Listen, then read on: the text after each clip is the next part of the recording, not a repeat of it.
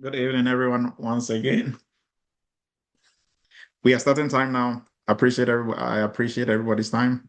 This is Eretmis Cyber Chat. If you're joining us for the first time, we do this every Friday night, 7 p.m. Eastern, and we are a community of like-minded cybersecurity professionals, and we are here to help you grow as a cybersecurity professional. So we encourage you to join us every Friday night, and I can assure you, you are going to get something for your toolbox. So whether you are already working in the industry or you are new, you are trying to switch into cybersecurity, this is the place to be. We have a lot of good resources in terms of our own personnel that are on here. We have a variety. Some people are working in the industry, some are trying to get into it, some have finished their courses, they are trying to, land their first role. So it's a mixture of different levels in the cybersecurity space. Tonight, we are going to be discussing why cybersecurity talent struggle to land their first cybersecurity role, or let's say entry level roles, right? And we've been doing this academy for a while, so we've seen all variety of people. We've had people who've done just one interview and they got a job. Others did about five interviews. It took some people less than 1 month. Some people even got a job before they were finished with the internship part of their training, right? Others, it took them a year to get a job. Some people didn't even do interviews and they got a job, right? We have a whole mixture of people, right? So, uh, and there are some people who it will take them about 2 years. We have some, it took them almost 2 years, although life happens, family and stuff came in between, but eventually you are going to land a job. But what is really preventing most cybersecurity professionals whom you will consider to be qualified, why are they still struggling to get a job in cybersecurity, right? So that is what we are going to be looking at. This is very critical to the industry. Even if you already have a role, you don't have to say, I mean, I'm not part of this group. Uh, if you're looking for a second role or whatever role you are in, your contract ends or you have to leave that role to find another one. What we are going to be discussing tonight is going to help you. And about myself, I'm Dr. Emmanuel Ledoux. I'm the founder of Eretmis Academy. I'm the CEO of Eretmis Inc. Eretmis Inc. is a cybersecurity company. We are based in New York, and we are also a PCI QSA company as well. I'm a former United States Army captain and a member of the Host Technology Council. I'm a former professor at University of Maryland Global Campus and CTC. And Eretmis Academy, we are partners with CompTIA. So what that means is that we have a 20% discount that we give to all our community members, our students, and everybody who joins us for uh, cyber chats, right? So if you're looking to sit for any certification, you can reach out to us and we'll show you how you get the 20% discount. Now, for people with certifications already, every 3 years, every year, you have to renew your certification depending on which certification type you have.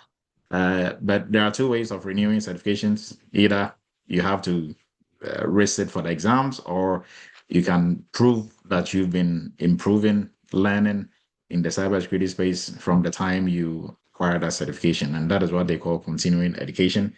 So you can submit continuing education points, and that is going to count towards your renewal. So they can renew based on that. Now, we have a WhatsApp group. The link is going to be posted for you to be able to join the group. And we have a school platform that we are gradually also building. The link of that is also going to be posted as well. So all these are platforms that we use to engage, cybersecurity discussions and to share resources for everybody else to use and benefit from. So we are going to start with cyber news. And in the news, there are some AI uh, regulations and acts trending in the news this week. So the president in, I think, 11 December 2025, enacted or came up with an executive order.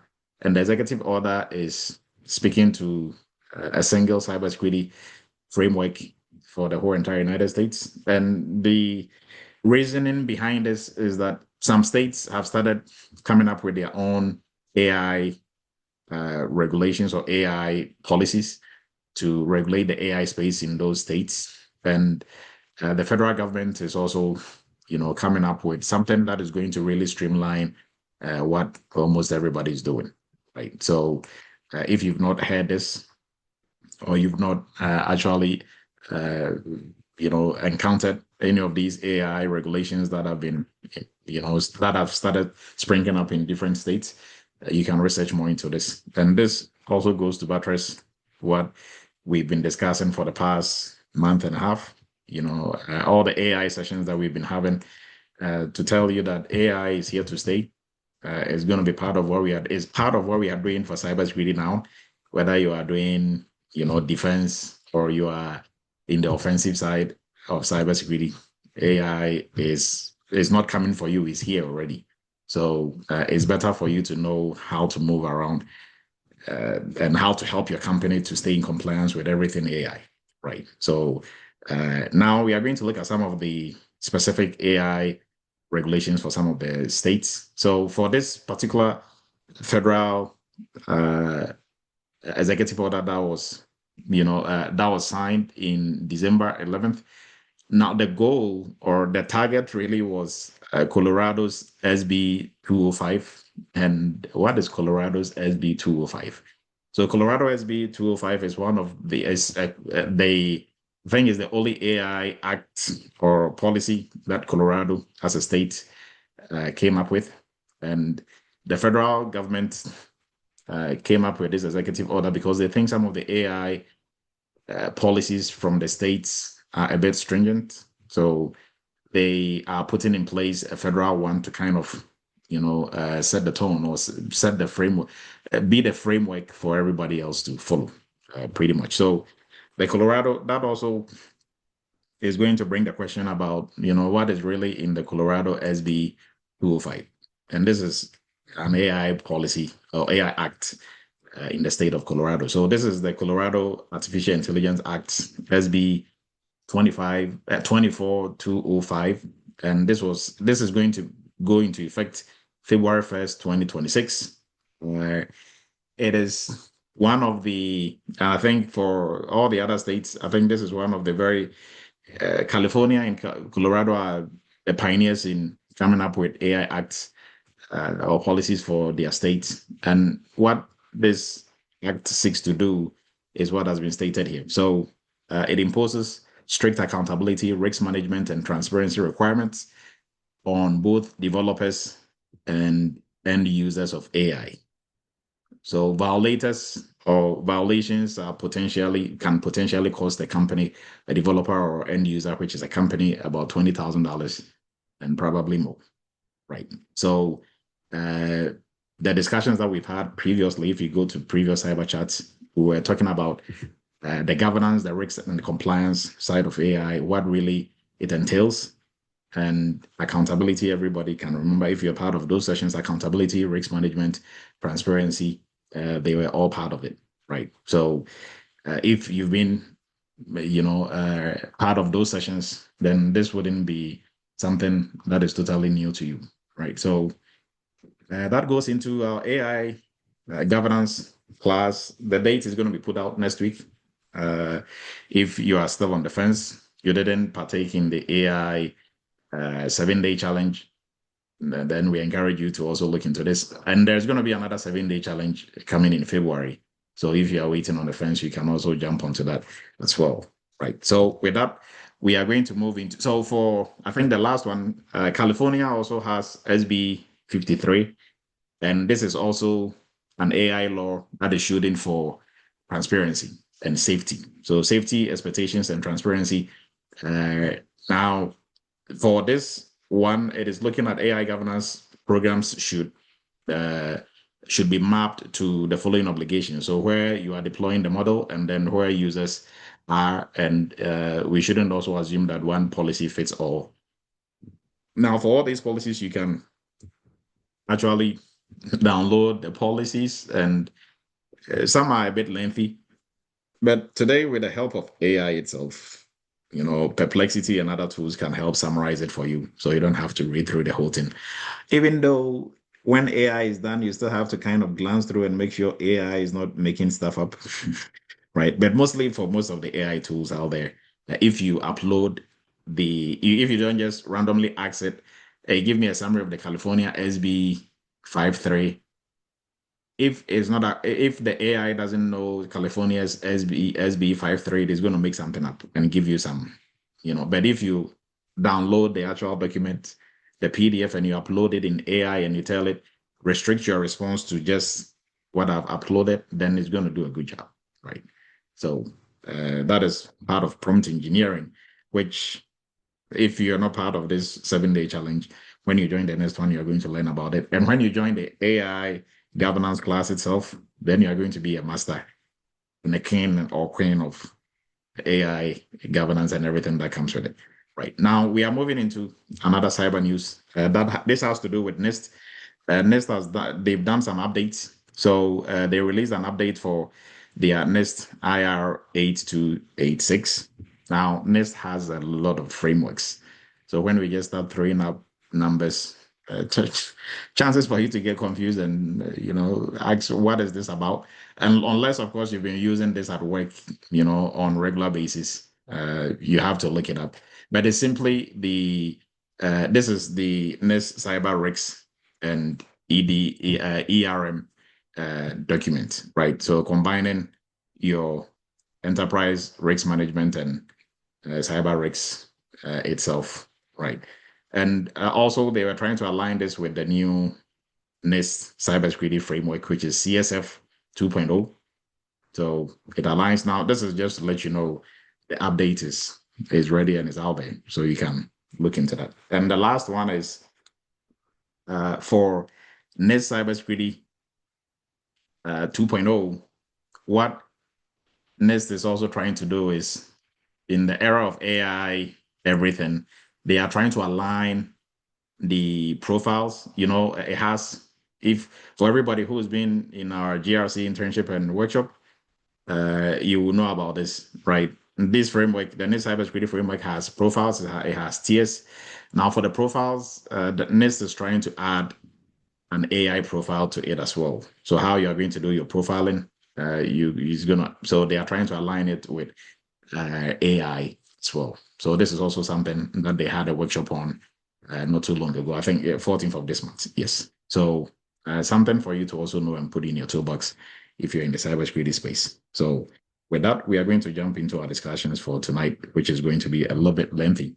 Now, for our 7-day challenge, do we have our participants here?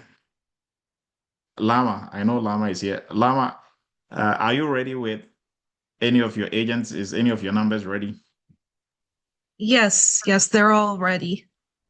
Okay, so anybody else from the AI challenge who is ready with their agent, you can just have the number ready, and we have somebody randomly call the number and put it on speaker, and we are all going to hear, what is going on.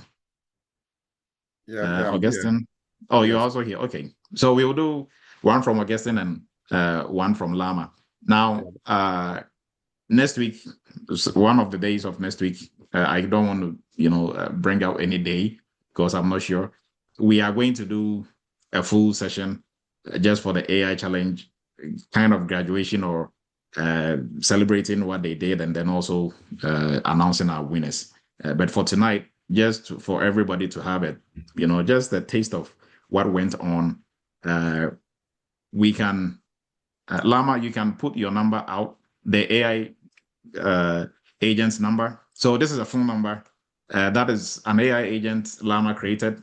So if you call the agent, you can ask it a series of questions and it's going to answer you. So we are all going to listen in and hear how best it works. And during the challenge, this is one of the things that they were taught how to do. And you can do this for a business. You can do this.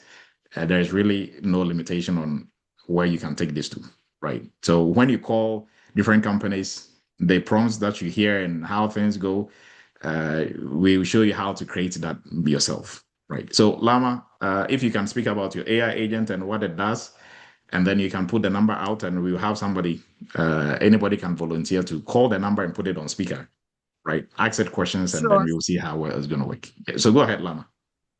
Yes, so I posted the number for the AI agent. So basically, I created a voice AI agent that acts as a cybersecurity and GRC advisor. When you call the agent, it first greets you, then you can ask it questions like, hey, what are the top cybersecurity risks of 2025? It answers you. And on top of that, if you want it to email you that information, it can do that as well. You just provide it with your email address. Okay. So anybody wants to volunteer and call this number for us? Call the agent for us. Okay, so we have Lama and Augustine. So let's call Lama's first. So it's 201-897-3903. So if you call it, you can put it on speaker and unmute yourself. Then we'll all be able to hear what and you can ask it questions within the space of what Lama just spoke about. So any volunteers? I can do it, Doctor. I do. Okay, kindly go ahead, Alan. Okay. Can you hear it pretty good? Yes, I can hear you Okay. pretty good. All right, I'll put it on speaker. Second.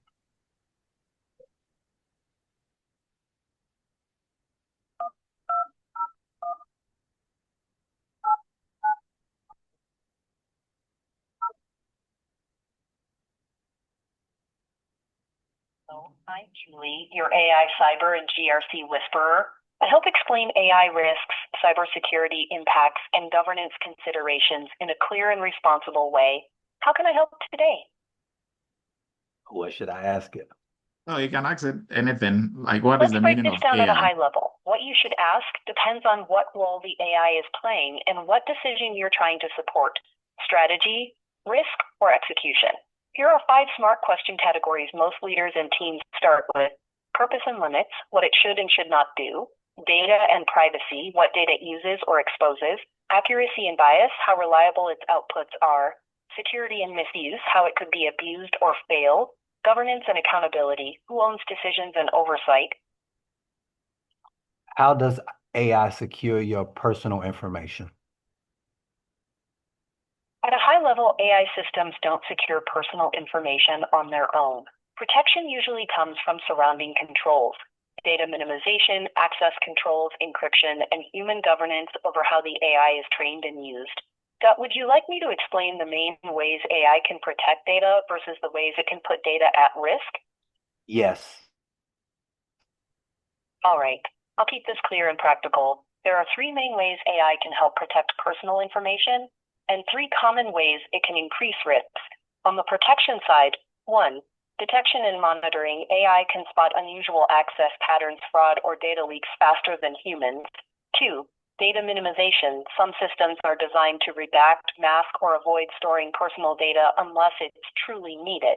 3, automated controls. AI can help enforce access rules, classify sensitive data, and flag policy violations at scale. On the risk side, people may rely on AI outputs without verifying them, leading to inappropriate sharing or decisions. Why this matters: place. Most privacy failures aren't because the AI was hacked, but because of weak governance, unclear ownership, or poor data handling decisions. In practice, strong protection comes from clear data policies, privacy by design, human review, and regular risk assessments, not the AI alone. Would you like me to explain what good organizations typically put in place to govern this responsibly, or focus on what this means for you personally as a user? I have another question. Of Where course. where is AI headed to? At a high level, AI is headed in 3 clear directions: more autonomy, deeper integration into everyday systems, and stronger governance expectations around how it's used. The technology is advancing quickly, but oversight and accountability are becoming just as important. Would you like me to explain what that means from a business, security, or personal impact perspective? No, I have one more question. All right, I'm listening. As a compliance analyst, how would AI help me on my daily tasks without putting my organization in jeopardy? At a high level, AI can support a compliance analyst by reducing manual work while keeping humans firmly in control. Used properly, it acts as an assistant, not a decision maker. There are 4 common low-risk ways organizations use AI safely in compliance roles: drafting and summarizing policies, mapping controls to regulations, evidence review and anomaly flagging, and regulatory change monitoring. Now, would you like me to walk through any of these in more detail and explain the guardrails that keep risk low? No, you are truly amazing. Right, Thank Alan. you. That's very kind That of good, you. Dr. Abdul? I'm glad. Yeah, that's good. If Okay. we can get somebody to also volunteer to call the other agent, that is Augustine's agent, that is 434-448-1669. Right. And these agents, so what you just witnessed, Llama created this from scratch. Right. And that is just from the 7-day challenge. And this is just one of the few things she can do with this. So, like the voice agents, we can do other agents that is not even voice, but can do extra. Right. So, yes, Kiran, please go ahead. Oh, I was just going to ask Dr. Adu, can I provide my number as well so people can call in and check? 'Cause I have Okay, one. so yeah, Hi. so we can try yours as well. So anybody wants to call Augustine, and then we will do Kira's also real quick. Any volunteers for Augustine? Yes. Absolutely. Yeah, Kingsley, please go ahead. I had it on. Yes, I wanted to find out what are the top cybersecurity risks in 2026. Great question. Well, we can't predict the future with certainty based on trends. Here are the top cybersecurity risks likely to dominate by 2020. 1, AI-powered threat actors will increasingly use generative AI for phishing, deepfake, and automated exploitation. 2, supply chain vulnerabilities, attacks on third-party vendors, and software dependencies will continue to rise. 3, data poisoning and model manipulation. As AI adoption grows, may target training data or models directly. 4, cloud misconfiguration. With more workloads in the cloud, misconfigured services remain a major risk. 5, identity and access abuse. Compromised credentials and poor access controls will still be a leading cause of breaches. Would you like me to explain how to mitigate any of these risks? Yes. All right, let's go through a few key mitigation strategies, one by one. First, for AI-powered attacks like phishing or deep. 1, train employees to recognize AI-generated content. 2, use email and security tools with AI-based protection. 3, implement multi-factor authentication to reduce confidence. Second, for supply chain risk. 1, the vendors using security questionnaires and audits. 2, require them to follow standards like ISO 27001 or NIST CSS. 3, monitor software dependencies for vulnerabilities. Third, AI model provisioning or from 1, create training data for by sources and its 2, use access controls around model development. 3, monitor model behavior. Would you like me to go deeper into any of these areas? No, thank you. Appreciate you. Okay, thank you, Kingsley. You're very welcome. The next one from Kiran is a personal assistant that will help you with interview prep and all that. So anyone wants to volunteer for that one, that is 254-433-4635. And that will be purely on, on recruiting, on job search, on those lines. So anyone want to give that a shot? All right, I'll give it a shot. Okay, Chucks, please go ahead. All right, let me just call him right now. You've reached Kiran Regni's professional line. I'm his AI assistant. I help coordinate his interview opportunities and professional inquiries. How can I help you today? I'm looking. I have an interview next week on compliance analyst, and I was hoping that you could guide me on just key areas that I should focus on. Actually, the interview is going to be with the hiring manager, and I just wanted to really prepare hard and make sure that I'm able to wow the hiring manager. So how do I go about that? I'm here to assist with Kieran Regni's job search and recruiter communications, but I can certainly offer some general advice on preparing for a compliance analyst interview. Here are a few key areas you might want to focus on. One, understand the role. Review the job description thoroughly to understand the specific responsibilities and the requirements. Familiarize yourself with the company's compliance policies and any relevant regulations or standards they adhere to. So two, highlight relevant experience. Be prepared to discuss your past experiences that relate to compliance, risk management.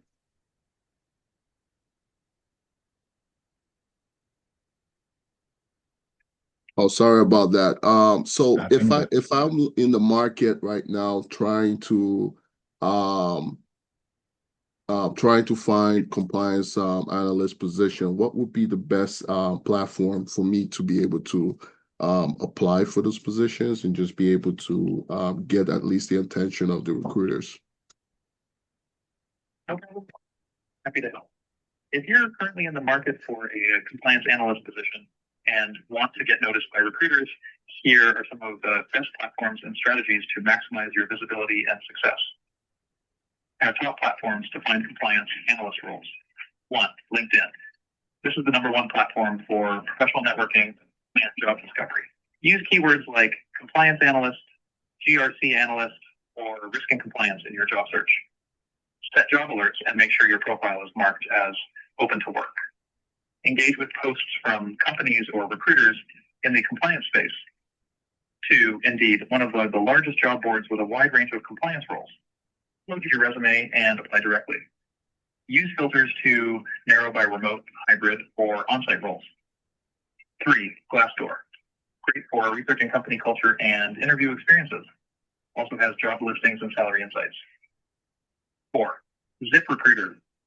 Known for its one-click apply feature and recruiter outreach. Once your profile is set up, recruiters may reach out to you directly. Five, Dice. Oh, thank you very much. I really appreciate that. You're welcome. I'm glad I could help. If you have any more questions or need further assistance, feel free to ask. Good luck with your job search and interview preparation. Have a great day. Thank you. You too. right. That's All great. right. Thank you for all our volunteers. Now, this was created by Lama, by Anthony, by I think by Kira, right? Kiran. So, and they are from the 7-day AI challenge, right? All the participants, I think 7 day we were about 35, 40, about there, and they had a series of projects or challenges that they were doing for every day for the 7 days. After the challenge or the 7 days, you cannot do everything within the 7 days. The program is in the evenings. So after the challenge, we give them at least a week to finish up. But because the last big project is taking a little bit, they had an extra week. So they are done. Yesterday was when they submitted everything. We are all going to be judges. We are going to review everything that they did, all the different agents that they set up and the different projects that they did. So you are going to judge this for yourself. This is just one of the few that they've created. And for these agents, you can use them for different use cases. It can do customer service, and they set the parameters, right? They give the AI where to pick the information and set everything up. The numbers that they are using are numbers that you can call at any time. Is going to respond. But these are not their personal numbers by any means, right? So how to get those numbers, all those, every single thing that made this possible, we show you in the AI challenge and more, right? There is way more that you're going to learn in there. So for the next challenge is going to be happening in February, but we are going to wrap up this one and choose the winners At least we will choose 3 winners, but not tonight. We've not been able to go through the whole entire project, so we cannot just choose tonight. But this is just to let everybody see the hard work that they put into this and to say congratulations to all of them. But next week, we are going to go through and pick our winners, review all the projects that they did. But 7 days was pretty fun. They learned a lot. And that is also, we are encouraging you to also look into, for everybody that was in that program, look into joining the AI governance program as well. If you can do all this within 7 days for the 7 day challenge, then if you get into the AI governance, where it's not just the fun part, but we are going deep into what corporate organizations are looking for, and to be able to do AI governance at a consultant level, that is really going to be more deeper. Then you are going to do more fun stuff like this also as well. So with that, we are going to jump in. I think there was a hand up. Okay. Oh, so Fifi, when we are almost about to wrap up, we will see if we'll be able to get yours also in. But next week, when we do the review, we are going to call everybody's agent and see how it works. Because it's going to be part of how we are going to judge, and everybody's going to be part of the panel to do the judging. So kindly keep notes. We are going to send the link for the AI challenge judgment day, sort of, right? So it's kind of their graduation and also to do a review on what they did. So let's jump into tonight's topic, why cybersecurity talent struggle to land cybersecurity roles. We are going to be looking at this from 3 main perspectives. So from the employer perspective, from industry perspective, from the applicant's perspective, because why you are not able to land a cybersecurity role, it has to do with the industry, employers, and you. So, and we are going to look at what we can control within these 3 main elements. Just like how when we discuss cybersecurity risks, we say risks is when threat takes advantage of or exploits a vulnerability, right? And then the next question is, which of these 2 main elements can we control? So the ones we can control and do something about, we will do our possible best to make sure it's handled, it's under control. What we cannot control, we will just leave that up, right? But if we really work on what we can control, then the other elements that we cannot control, the impact of it is not going to be that much, right? So we will be able to at least reduce the impact of that. Now, that is what we are going to be doing tonight.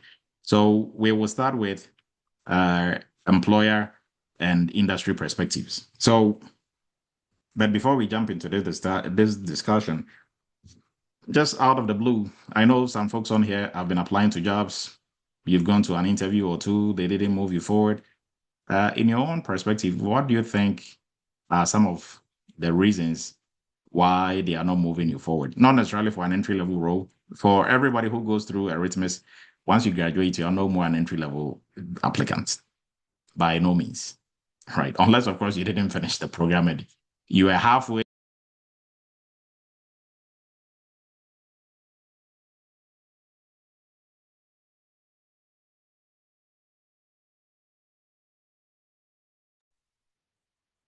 Okay, so we are back where we left off.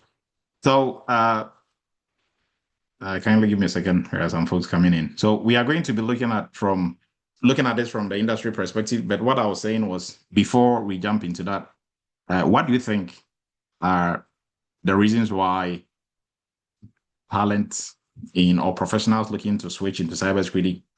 Maybe you've done some training, even you came through Eretmis, you have a very solid background, very solid training, but you are going to interviews and it doesn't seem like, or even before applying to the jobs, you are kind of talking yourself out of it.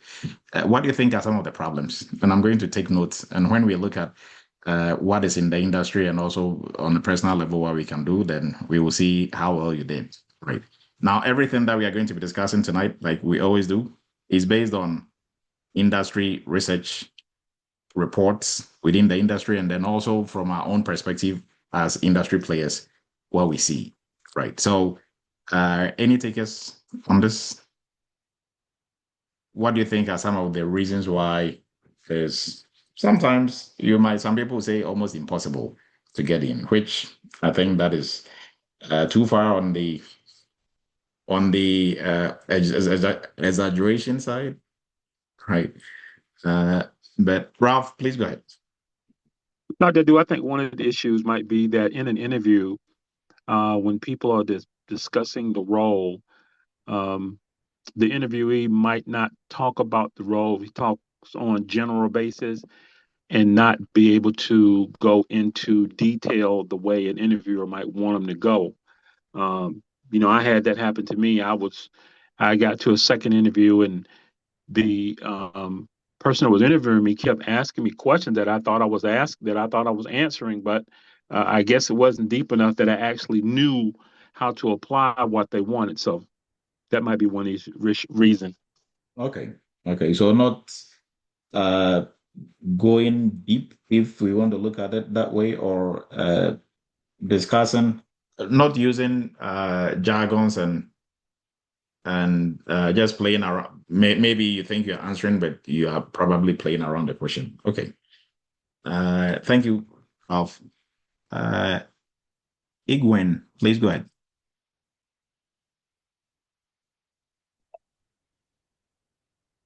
Hey, Dr. Dio, this is Aaron. I think one of the reasons I think I want to concur with what my fellow brother said over there.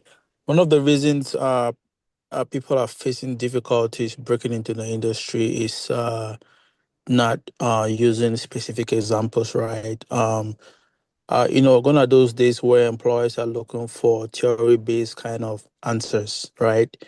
Employers are looking for more of what can you do? Can you walk me through a process? How did you do this? How did you implement this policy? Walk me through a step-by-step approach. Especially when you meet people who have worked in the field, have 15, 16 years experience, they know those are people who know the job. They've been doing it for long, so they can easily tell and make the difference between you who has just read a book about GRC and somebody who has done the job, who has practical experience. And I think that's the biggest thing that people are facing, right? Trying to get into this field of cybersecurity. Now, like you said, there's also that part from an employer side, but of course, I think it's better for us to reduce the risk and do what we are supposed to do and then leave the rest to, work out. I mean, that's just it. That's my opinion. Okay, thank you. Anybody else? And even with, receiving that list of emails, oh, sorry, I'm moving on with somebody else. Sorry, I'm moving on with somebody else. And you're like, what am I doing wrong? George, please go ahead.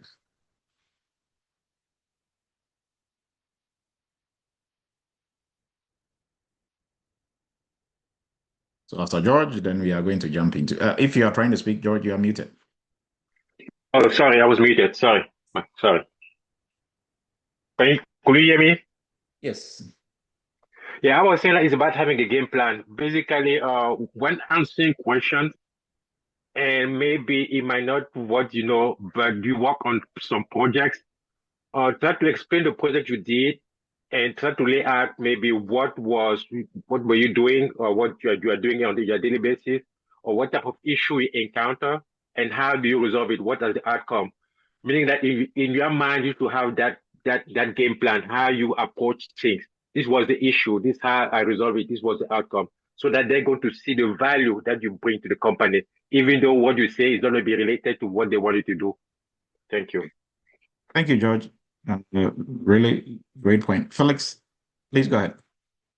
Yeah, I think I want to look at it from the perspective of getting your foot into the door. That means even getting to the point of interview, because I think a lot of other people's challenge is actually getting an interview first. Now, when you get an interview, then that's a different thing for you to pass the interview. And even in passing the interview, we also understand that there are some people who are really good at what they can do, but they are not good in explaining themselves. It doesn't mean that they don't know what to do. But I think for me, the bigger challenge is more in getting interviews with your resume, because different system, different hiring managers have different way they are screening resumes. For example, you go on LinkedIn now for one job that is posted, maybe in 20 hours, you see he already has 200 applications. Now it becomes a screening process. How do my resume even get through to those 200 applications? Different people will say ATS, you make like 10 different kind of resume, and somebody will still look over it and say, well, you don't have the right keywords in there that can actually pass an ATS process. So it's just, for me, it's more on that resume side for new people, to get to a place where they even get the interview, and then now they can go prove themselves and pass the interview, and then can prove themselves on the job that they can actually do the job. So my bigger thing would be, what are some of those strategies that can really be used in resumes in order to get you an interview? Okay. Great point, Felix. Chucks, please go ahead. For me, I think the challenge is there are a couple of things. Is really most of the time, the positions that are being posted, most of this organization might just be posting it, or they have internal people that are going to be grabbing those already. So, sometimes it's really that is one factor, but the other part also is, I think Felix mentioned it already, which is around really, like, the job, but just being able to express it when you're interviewing, that fear of really being confident in expressing yourself and really explaining and trying to wow the hiring manager. I think those are some of the difficulties that, and challenges that a lot of folks face on a daily basis. So that's my 2 cents on that. Okay. Thank you, Chucks. And I just want to add something that also out here, they said that I think the industry is also saturated with a lot of fake jobs, fake job posts.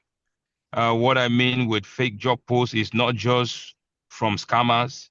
I mean also with companies. Some of them are small companies out there, and as they are operating as recruiters, there is no job anywhere. They just put up the post to screen resumes, and you just feel like you're applying for an actual job that exists. The jobs don't exist. There are recruiters also putting up websites now, because it's so easy to sprung up a website and just put on a routine job description on there and put on an application link.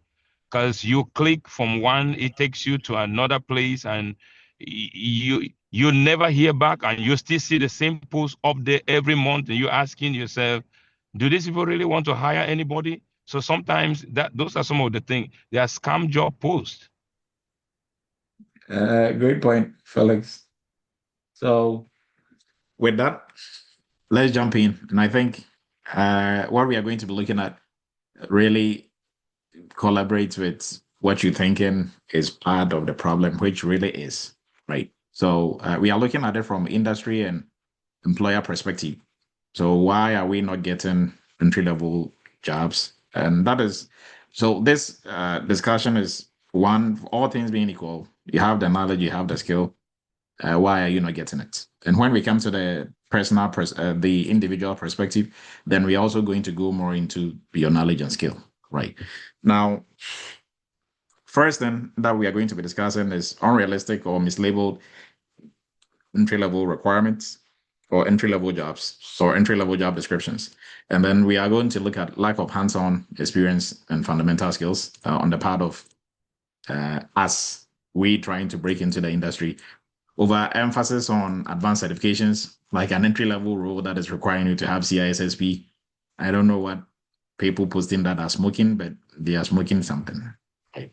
Automated screening, AI bias, oversaturation. We are going to be discussing this, and that really goes into what Felix was also talking about, and insufficient investment in training. This is more on the company side and the industry mentorship and career development and economic and market dynamics. We look at underappreciation of non-technical skills or soft skills, right? So let's jump into these individually. First, we are going to look at unrealistic or mislabeled entry level roles. And everything that we are discussing tonight is not just Dr. Edu sat somewhere and made this up. Every presentation that we bring to you or discussions is based on facts, and the facts is reports, research that has been done in the industry, and then based on our, our own judgment in the industry as well, we also add what we know and what we've experienced in the industry to it, right, to make it more, rich content. So most entry level jobs are what Felix just spoke about. We call them ghost jobs. So the ghost jobs are jobs that are not there. Like some recruiters are just looking to do talent. They call it like a talent bank or just a pool of talent that they can pitch to other companies and kind of, sponsoring you out to get paid. So when they pitch you and, a company wants you, they will reach back to you maybe after 4 months or whatever, and then they will take you there. If you win, they also win. So most of them are good jobs, like not all of them. Let's say, and there's a way around that to really not waste your time following good jobs, or I call them dead jobs, right? Or some of the jobs might even probably was posted like 45 days ago, 30 days ago. Those jobs don't even waste your time, because if it is from a real company and they are really focusing on getting somebody as soon as possible, it might probably be filled or almost about to be filled. Right. So now let's start from the top. Now, entry-level roles that demand mid-level senior certifications and requires some years of experience. Now, from the discussion we had last week, you know that certifications are not a requirement. They are not mandated. The years of experience, also some question mark, especially when it comes to entry-level roles. So when you see those, they shouldn't deter you from applying to the jobs. Now, on the side of the employer and the industry, this has been the industry trend. If Felix is HR in company A and he's been taxed, he's HR, he is not working in cybersecurity. So if I, the cybersecurity manager or VP or director, tells him, hey, we need a new cybersecurity analyst, so put out a job post, probably that is about it, what I'm going to tell him. Now, Felix don't work in cybersecurity, so what is he going to do? He's going to go online, look at different cybersecurity analyst roles, copy the job description over there, and reuse it, just tweak it and change his company's name and stuff like that. So you see how you are going to end up seeing 5 years of experience in one entry-level role, see another 5 years of experience in, that is where that comes from. They are just copying and pasting. And then when it comes to certifications and educational requirements, they have to put something there, right? If you've actually posted jobs, when you are posting it, whatever platform you are using actually requires you and is asking you for educational level requirements and blah, blah, blah. Although behind the scenes, it is going to ask you if this is a hard requirement or not, but you have to have something on there. So you as the applicant, don't really, talk yourself out in applying to any of these jobs. So, but for entry-level role that is looking for CISA, CISSP, whoever posted it is smoking something, because that is by no means an entry-level role. CISA, CISSP, to get them, you can sit for the exams, all right, but to get the actual certification, you need 5 years of experience, even though some people will just have some people, vouch for them, although they don't have it. But really, if you are going by the book, you need 5 years of experience. So if you sit for the exams and you don't have the 5 years of experience, you are an associate. So until you have the prerequisite years of working experience, then you become a full CISSP or a full CISA. So if an entry level is 0 to 1 year, and you are requiring me to have CSI. Really, how does that add up? Yeah, that doesn't add up. So that is an industry mistake or industry, a bad trend, but it's just simply based on copy and paste. That is where the problem is coming from, right? And then also you will see a job post, right? So let me put it in a funny way. So a job post that is requiring, or that is like for a driving role, right? And I'm just going outside cybersecurity. A job post that is for a driving role. So as a driver, you think, okay, you are going to be driving, transporting goods from point A to point B. You are going to be maybe maintaining the car, little car maintenance and stuff. Now, when you read this job post critically, you are going to see on there that they want you to paint the house. They want you to cut the grass. They want you to plow the snow. And you're like, is this a driver role or like, what is this? Same thing applies to cybersecurity. You see a job role that has almost everything and anything on there. There was one student who was going to an interview, and I told him, just go to this interview just for interview's sake. You are just going to as a repetition of practicing with interviews. But this job, even if they give it to you, don't do it. The job was paying, I think, 90K, and the job had almost everything that you can do in cybersecurity on there. Right. And you are going, so he was doing like five. If they actually gave him the job, he was going to do 5 roles in one. And that is unrealistic. Whoever is posting the job, I don't know, who, but it's very common to see those, right? So even if you see those, sometimes, and most of the times, don't get carried away by the job description. If you see it, still apply to it, because we've had students who've had such jobs. Now, when they went to the interview, the hiring manager was actually like, oh, so forget about the job description, all that. You're not going to do all that. Now, this is what exactly you're going to be doing. Because even them, when they had the applications and they had to do the interviews, they went back to the job description and they were like, what? No, this is not what they are going to be doing. This is what they are going, because there was some miscommunication in there. Right.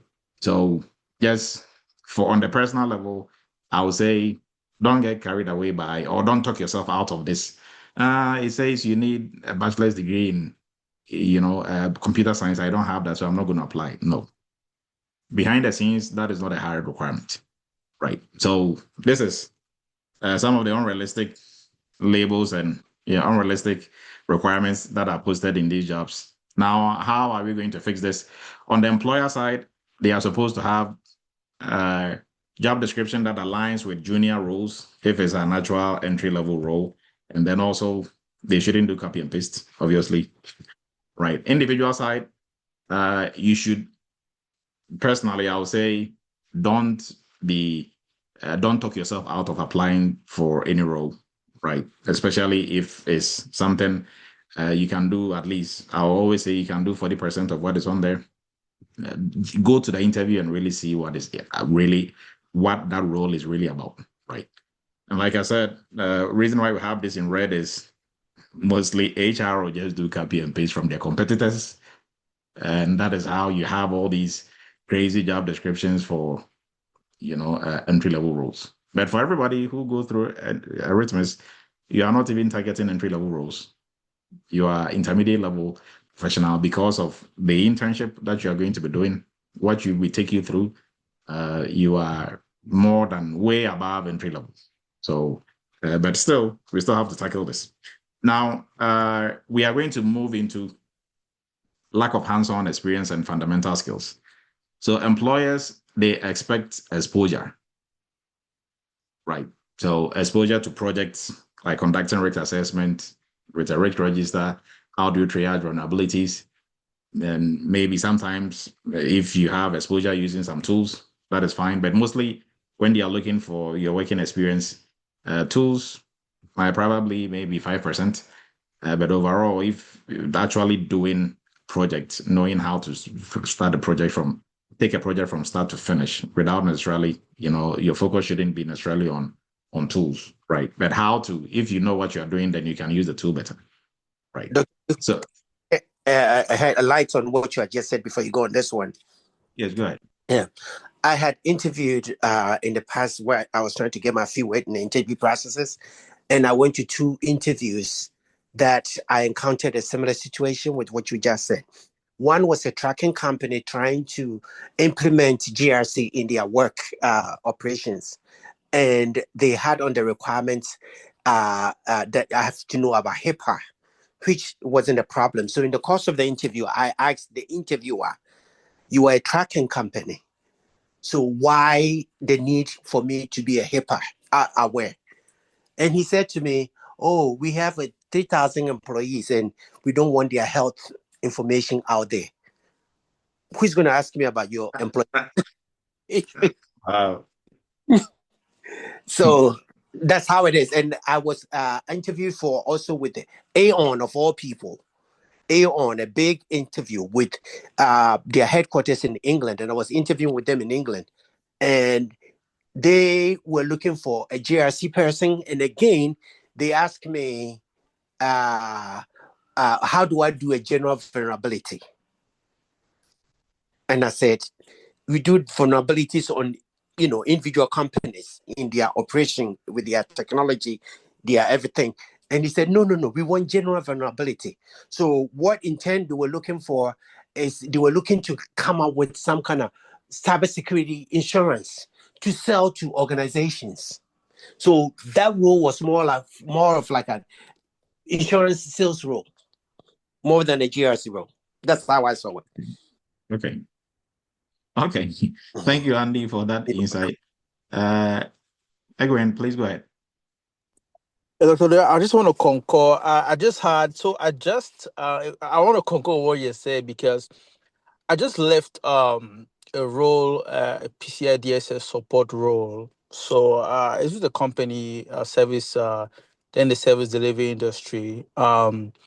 So I noticed that, and it's so sad because this is the first company I work for that you know it was like an abuse to the GRC with the whole cybersecurity world because I started working over there, and when I had the interview, the hiring manager said, "Hey, we're bringing you for PCI DSS to come and support us. You're gonna just focus on PCI DSS. We have a third party service provider processing our payments, blah blah blah." So I said, "Okay, cool." So I got to the company, I started working, and truth be told, in my first month, he started saying that, "Okay, you're not gonna be doing PCI DSS any like 100% like I discussed. You're gonna be doing other things like IAM and all whatnot." So I just like, okay, you know what? I just kind of say, okay, I'll take that. So in the course of things, I started collaborating with other team members, and I began to see the work that these my colleagues had. I mean, and then fortunately enough, one of them disclosed even their salaries to me, which I was very, very shocked, you know. And luckily that guy moved from a GLC role to SOC.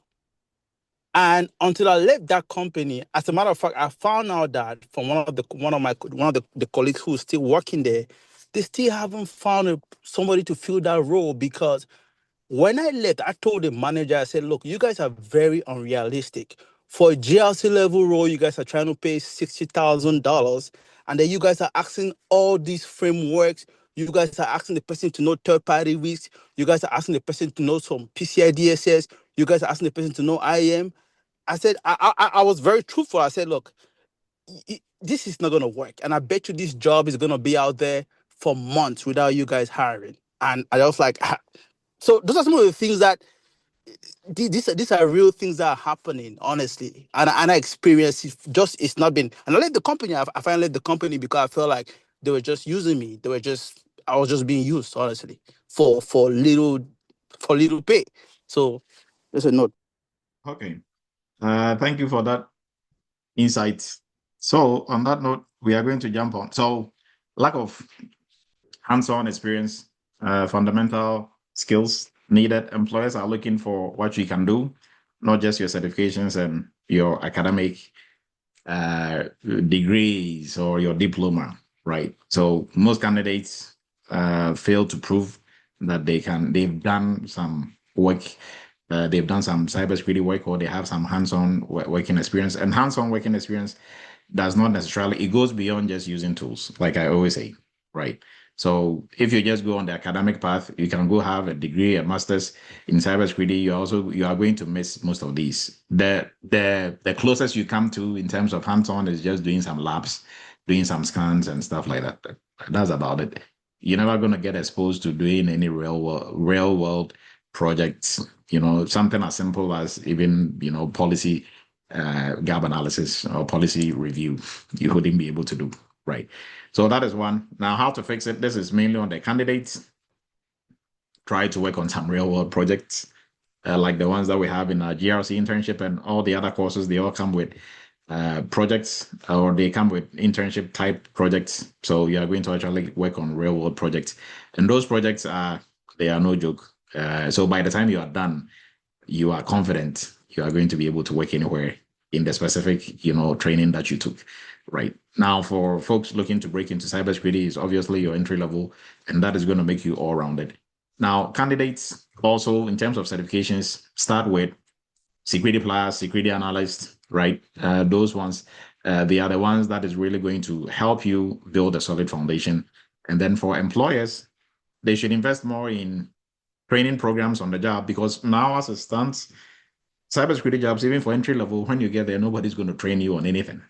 They are going to orient you on how they use tools, how they are set up. They will train you on a tool or two, but they're not really going to, nobody is literally going to, hold your hand and walk you through projects and stuff like that.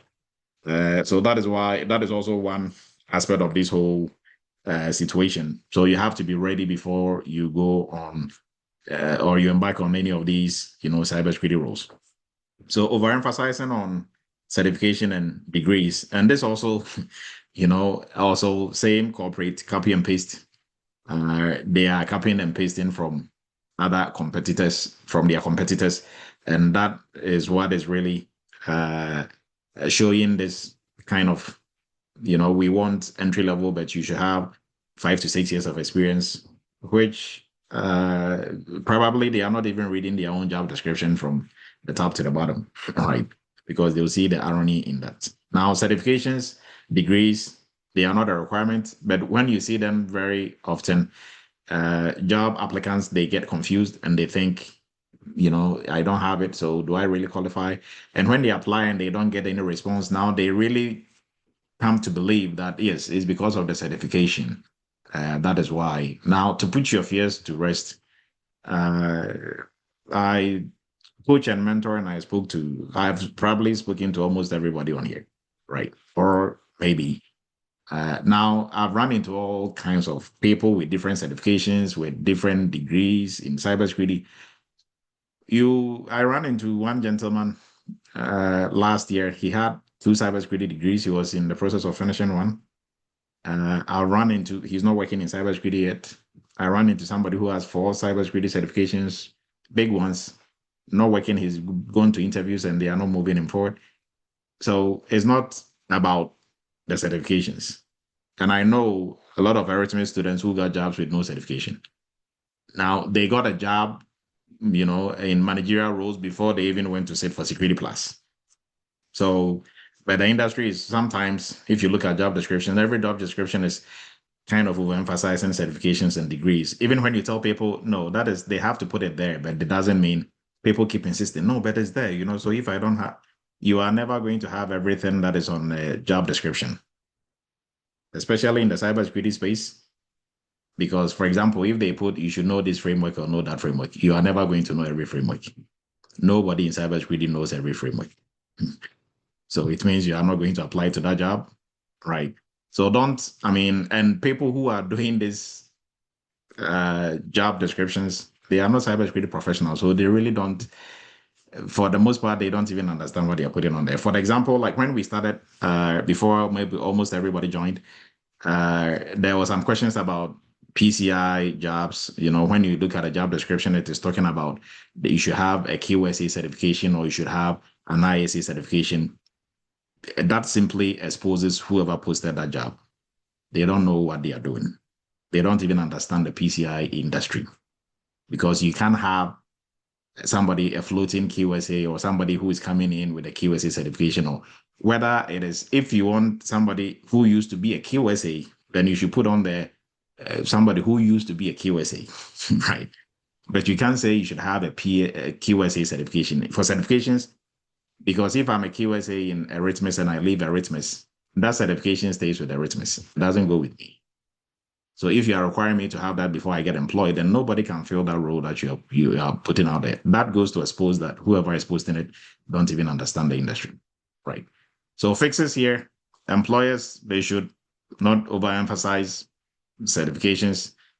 They should focus on fundamental certifications for entry-level roles. For skills also, they should adopt the NICE NIST framework, right, in terms of knowledge, skills, and abilities. For candidates, you should look to polish up and then also at least have a certification or two. It's not a requirement, but it shows continuous, improvement on yourself, and work on some labs, work on some projects. That is going to help. Now let's come to the big one, where you will receive that email. We are sorry, we are moving forward with somebody else. We are sorry, we are moving forward with somebody else. Now, I think there are some hands up, but I'll give you the chance to speak when we finish with this session and we're about to move into the personal side. Right. So automated screening, AI bias, and oversaturation. Now, what are we talking about? And this has to do with the industry and employers. So I think it was Felix who was talking about when you submit your resume, on LinkedIn, when there's a job, you see thousands and hundreds of people applying to it. So sometimes you get discouraged and you're like, yeah, but I mean, all these people are applying to it. So that is the oversaturation that we are talking about, right? That kind of gives that false impression that the job is already gone or is taken. It is not. Now, when they are so like the applications are so much, your HR doesn't have the time to go through 200 applications or 200 resumes. So they employ different systems, ATS systems, AI screening systems that is going to screen. And once they are using these systems, they are not humans. So they are either using instructions that they were given or prompts or how they've been set up to work. And so they follow strict instructions. Now, mostly if you are using ATS or AI systems, they are looking for keywords. So if you keep receiving the email that says we are moving on with somebody else, it means a human being didn't look at your resume. The AI system didn't, when it rated your resume against the job description, the keywords threshold it was looking for, your resume didn't meet that. So probably the AI system has been configured to pick resumes that have about 80 to 90% of the keywords and key phrases as compared to the job description. And yours probably had 40 or 50%. So obviously they are not going to move you forward. They are just going to, send you that automated email and say, sorry, we are moving on with somebody else. Right. So that is the problem here in the industry. So also, this also is coming from a lot of the copy and paste, because like if you really pay attention to job descriptions that are similar, if you look through enough, you are going to start seeing similarities and just, words that have been lifted from one to the other. And that shows the copy and paste, most especially in the same industry.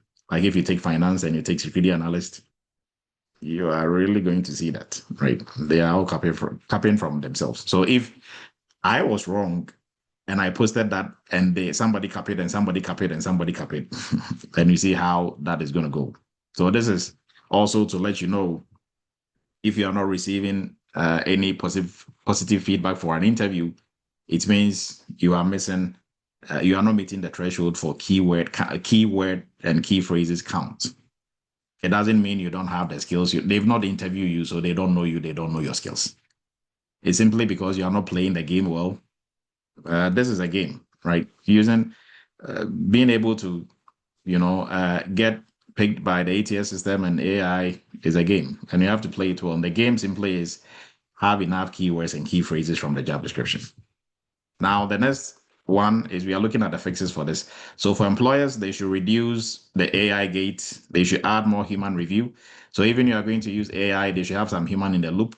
So meaning they can set the bar lower for keyword count, because somebody might say the keyword might be vulnerability, somebody's resume says weakness.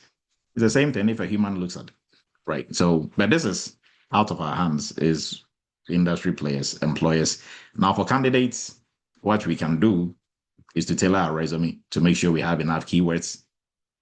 That way, if these people don't want to change, we are going to play their game and we get paid, right? And then also, we should try, for everybody on here, if I ask you where did you apply for your job, almost everybody will apply it online, LinkedIn, Indeed, right? Very few people reach out to the companies individually themselves, or reach out to the head of cybersecurity and ask them for, hey, do you guys have this role, or this is what I can do, kind of sell yourself. But it will surprise you that, in terms of percentage, for jobs that are out there, or cybersecurity jobs that have to be filled, do you know that about only 40% of that is posted? About 60% is not posted, right? So if you are just chasing the ones that are posted, about 60% is not posted. So you are really even limiting yourself. So companies, if you do your research about companies, or you see some company and I know companies that created roles that they didn't have for people who came to interviews and were not picked for the first role. They picked somebody else, but the person was so good, they gave him a different role that they created themselves. So that means if you reach out to Dr. Edu at Eretmis, hey, this is my resume, this is my portfolio of projects I've done. This is my background. This is what I've been doing previously. This is what I can do, blah, blah, blah. Send it enough, then don't just make it generic. Tailor it to that person. On LinkedIn, reach out to CISOs, people, and first and people do that to me, and I'm looking at them like, really? First day, somebody don't know you from anywhere. They just send you their resume. This is what I can do, blah, blah. And I'm really going to call you for an interview, really? No, you have to establish some kind of relationship, and it doesn't have to be. So maybe somebody reach out, hey, Dr. Edu, I know you're in the PCI space. How do I do this, or how do I do that, or what is your opinion on this? Or I know PCI just came up with the first annual report. These are the things I've seen in it. What is your take on it?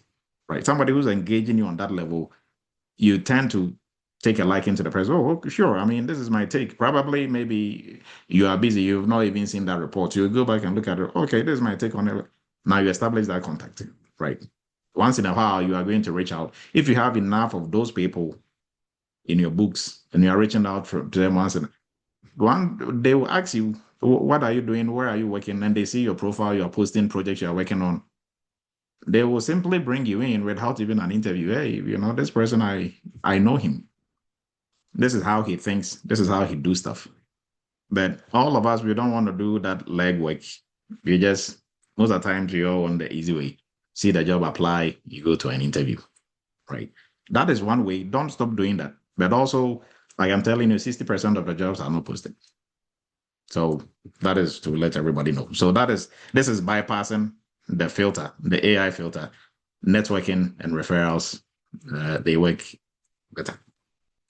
So on that note, we are going to jump in. Insufficient investment in training. This is purely on the industry and on employers. So many companies, they prefer to have ready-made cybersecurity experts than to have juniors from college, from that they are going to literally train from scratch, even though you have some knowledge coming in. Companies they don't have the time and the luxury in terms of money to train you.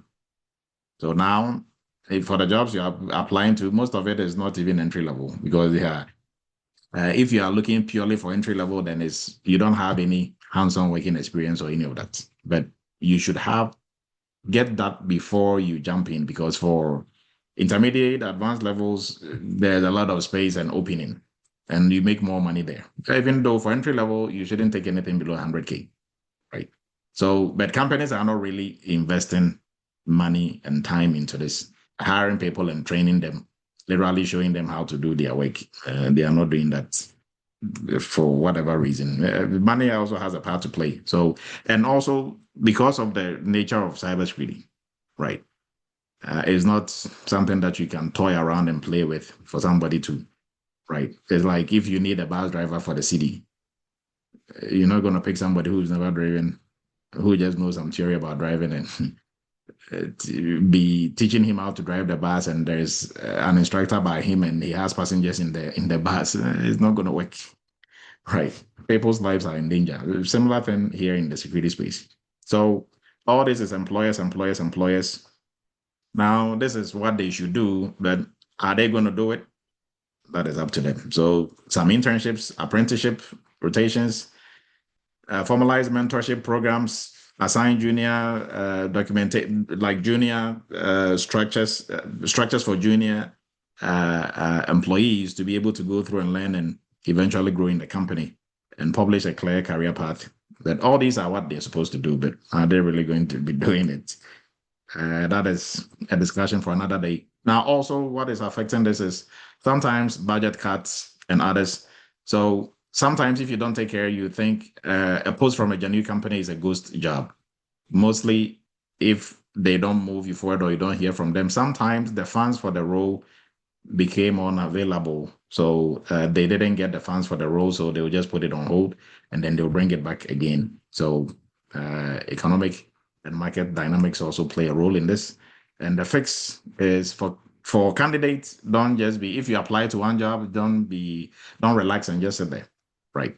Apply to many jobs, even if you've done interview all the way to the last level, level 3, don't assume everything is they're going to give you the job, so I'm not applying. Just apply like you are starting from day 0.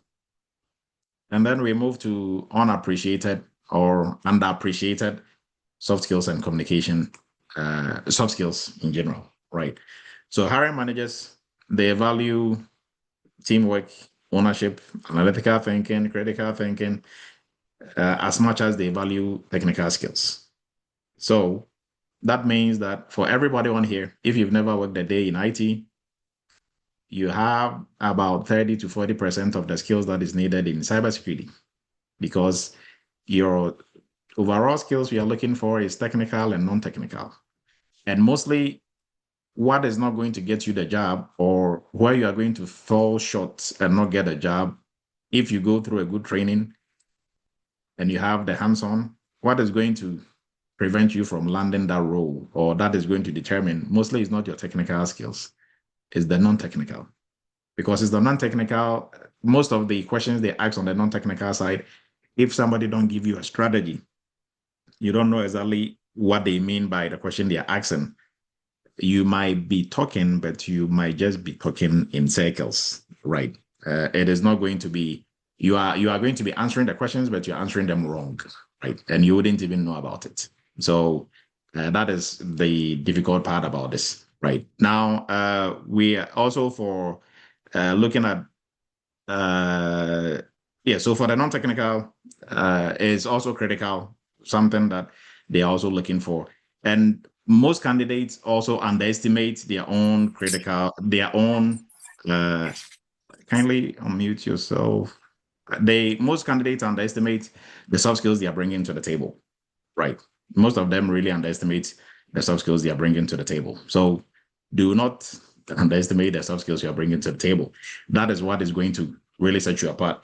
Now, fix for this, for candidates, practice telling your story and telling it well. So you are not throwing away your past, what you did in the past. That should all be wrapped up in how you are going to deliver your answers during interviews. You should also show that you've been able to, you collaborate with teams, you work on projects together. Team player skills is really needed. Also for employers, they should assess communication via scenarios and blah, blah, blah. But, for the employer side, yes, it's what they're supposed to be doing, but are they really going to do it, or are they doing it even at all? Right. So before we jump into what you have to do personally, I'm going to run through the list of the courses that we have, and we are going to move on. Kindly give me a second.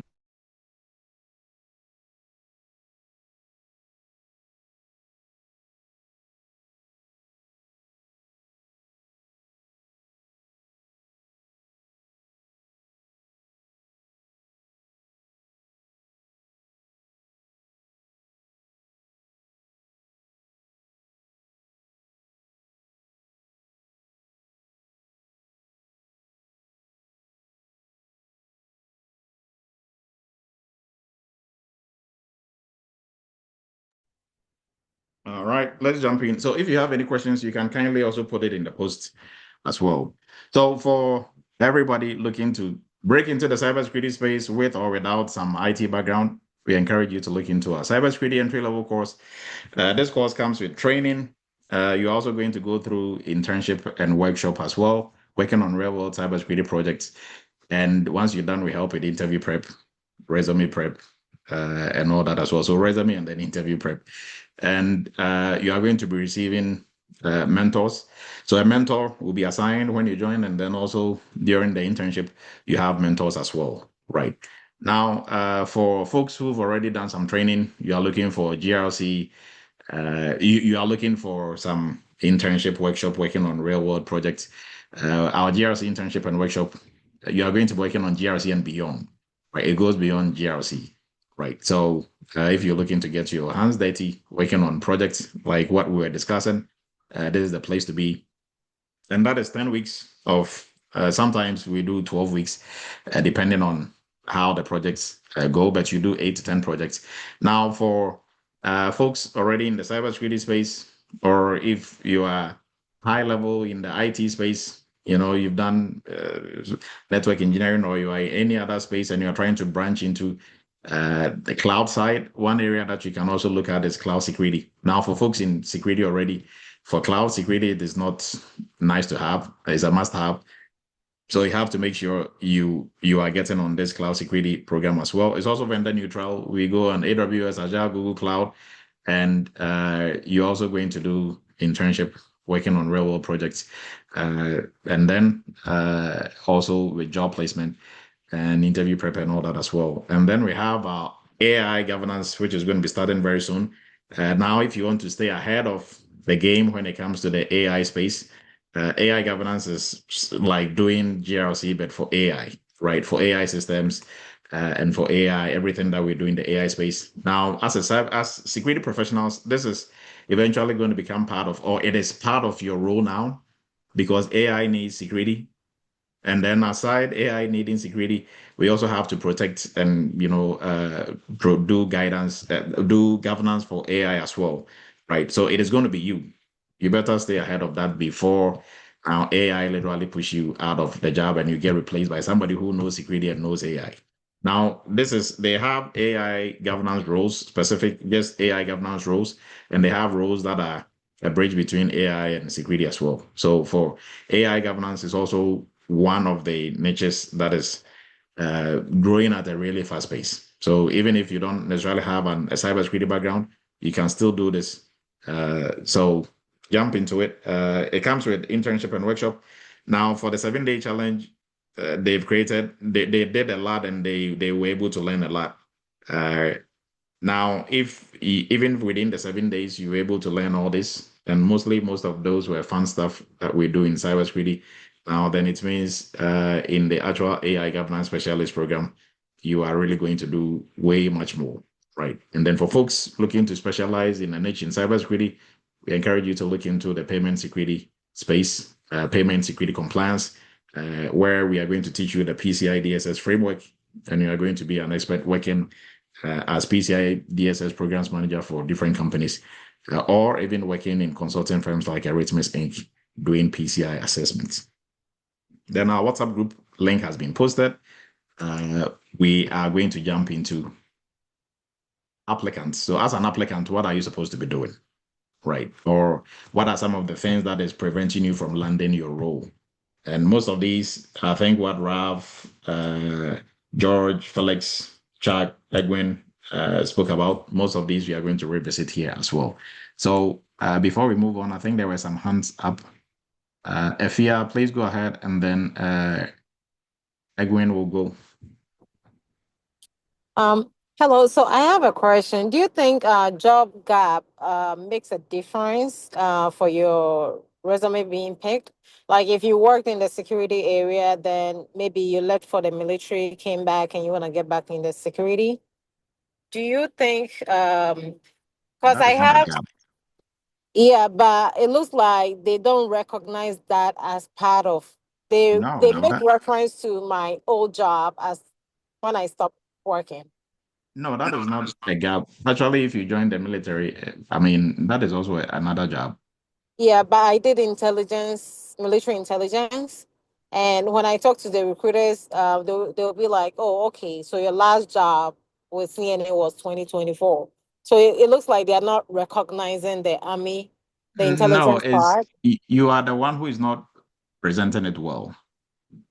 Okay. Because for them, it is not their duty to deduce and make assumptions. Oh, you did this, so you can do this. It's not up to them to make. You have to do that for them, right? Oh, okay. So let's So, say if you used to be a truck driver okay. and now you have some cybersecurity training and you have some skills, you're applying to a cybersecurity job, Mm-hmm. and you are applying for a GRC role, and you are just listing technical stuff you did. You pick a load, you did your documentation, you moved it here, you did that. How am I supposed to be the one relating that to cybersecurity? You have to do Okay. that relationship before it gets to me. So listing the things you did as a truck driver. For Mm-hmm. soft skills, you are going to list attention to detail, great communication skills, leadership skills. For even technical cybersecurity stuff that you think will apply, especially in the GRC space, Okay. policy review, documentation, staying in compliance with all the regulatory stuff that you have to do for a truck driver, states, Okay. different states, right? So you have to bring that out for them to see, oh, see the relationship. Oh, okay. So you were doing, okay, right. So, Mm. but if you don't do that, they are not going to see it. And it's not their job to see it, right? So you have Oh, to okay. package it well for them to be able to see the relevance in what you did compared to what they are looking for. Oh, okay. Okay, Right. that makes sense. And for the cloud security program that you were talking about, how long is the program? Cloud security is 3 months. Mm. Sometimes the project will take us maybe 2 months more. Okay. Or yes. So, but it's supposed to, the timeline is 3 months. Oh, okay. Thank you. Yes. Yes. Ralph, Yeah, good evening, please go doctor. ahead. Yes. Good evening, Go doctor. Yeah, ahead. doctor, I have this issue concerning portfolio. Like, I don't know. I think the standard is maximum page for CV is 2 pages. So I'm thinking, how will a two-page fit my portfolio of like 9 projects I've done? So Or your resume is not going to be your portfolio. Your portfolio should be different from your resume. okay, so how will I make it visible for them to see me at first sight to know that I have done this or I can do this?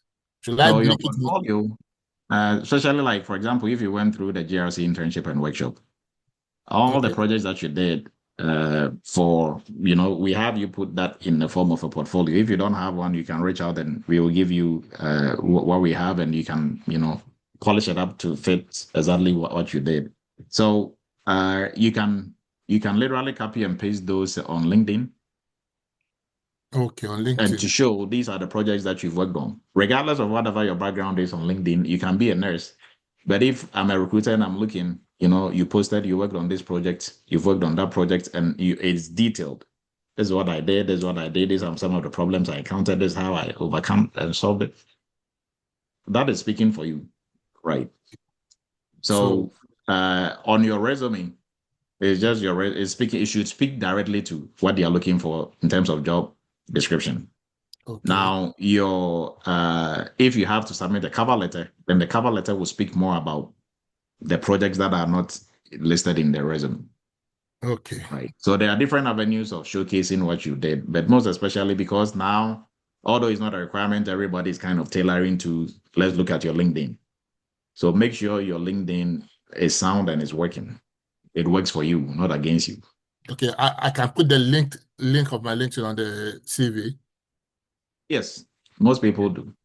Right. Okay, Now, even if you don't, they will pick your email and go look you up in LinkedIn. Even though it is not, that shouldn't really be a requirement, but that is what they are going to use to charge you anyways, which they shouldn't. But because guess who put everything on LinkedIn for you on there? It's not the government. You did. So you can even say you were the president last week and nobody can say anything about it. Right. But still, they put so much value on LinkedIn. It just blows my mind. right? Everything on there is created by the person himself or herself. So why go beyond my resume and go look at my LinkedIn and say, oh, but you're working here and you moved here, and who put that there? I can change that in a minute. Right. So, but it is the game, so you have to play the game. So anytime I'm going for I say job role and the one on LinkedIn it does not match, I should go back to the LinkedIn and change it again. So this is the trick. LinkedIn should have everything you've done. Okay. So if you've not done anything, then I don't know what you're going to put on there. But for you, you went through GRC, so you have a lot to put on LinkedIn. Yes. Right. Now, when you submit your resume is just a screenshot of all the things that you've done, just a little minute part of it. Your resume is not your whole work history or your whole history of what you've done in cybersecurity. It can't be. Right. So your resume should be relevant to what they are looking for, not what you've done. You can put what you've done on there. Nobody's going to call you for an interview. It's not because you didn't do anything, but it's because that is not what they are looking for. That is why we're talking about keywords and phrases. Okay. Keywords, key phrases. So, right. Okay. Yes. So make sure you tailor your resume should literally be, you can literally copy and paste the job description and spin it around and edit it and change it. And that is going to do the trick. So, but when they go to your LinkedIn, you should have almost, if you said you are applying to a third party role, if I go to LinkedIn, I should see something you've done on third party. Okay.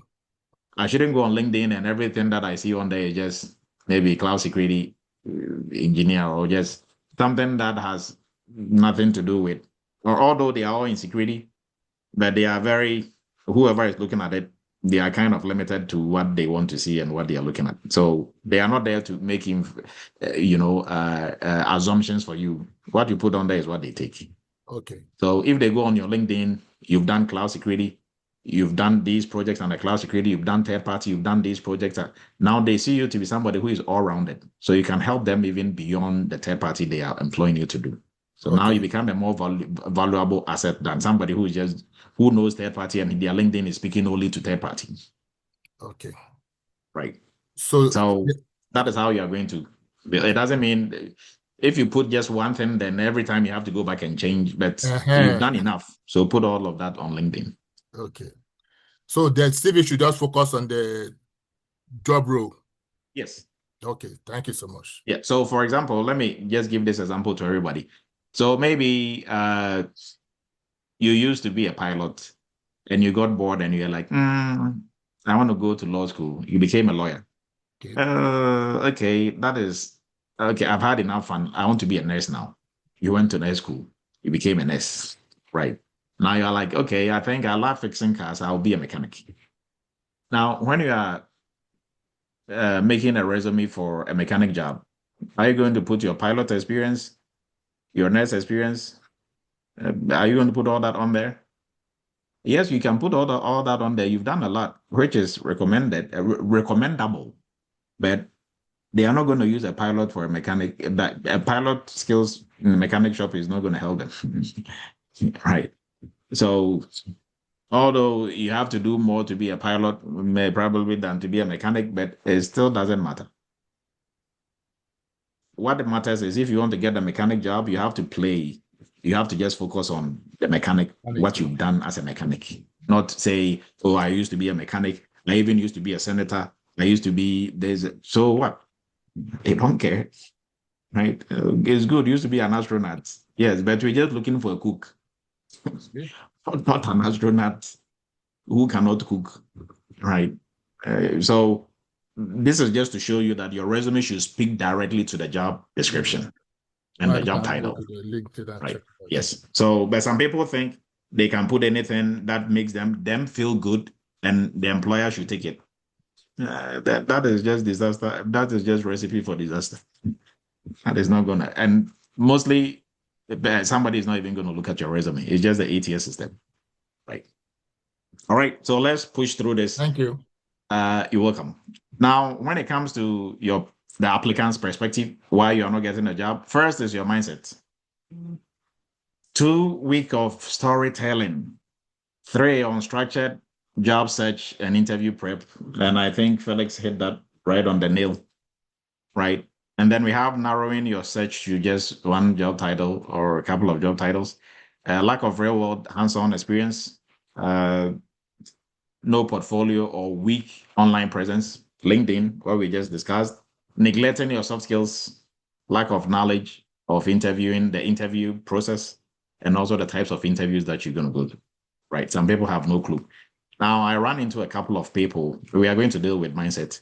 But let me say this. I ran into a couple of people. I finished a degree in cybersecurity. I have a master's. I have these certifications.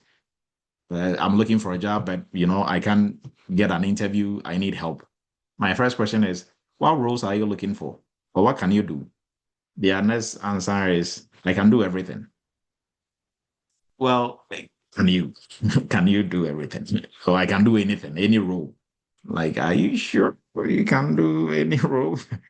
Right. Okay, so name 3 job titles that you are looking for, when you're applying. Well, or what job title are you targeting?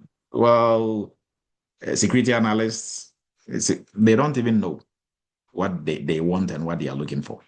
They think once they've done some training, some of these trainings are funny. They will touch on a little bit on this, a little bit on that, a little bit of ethical hacking, a little bit. And when you talk to those people, they also tell you, I've done everything. I've done ethical hacking. I've done this. I'm like, have you? Within 3 months, you did ethical hacking, pen testing, you did auditing, you did really. That was a really good introductory class, but it's not going to get you any job. Right. So now let's move into all things being equal, mindset. I know some people who have gone through Eretmis training. They have everything it takes. I will employ them on any day for a cybersecurity manager role. Then you ask them, why are you not applying to a job? Oh, well, I want to get this certification. And when I finish, I'm working on this. And when I finish, I want, like, what is going on? At that point, is not you can't do the job or you don't have the skills or the knowledge anymore. It's mindset traps, right?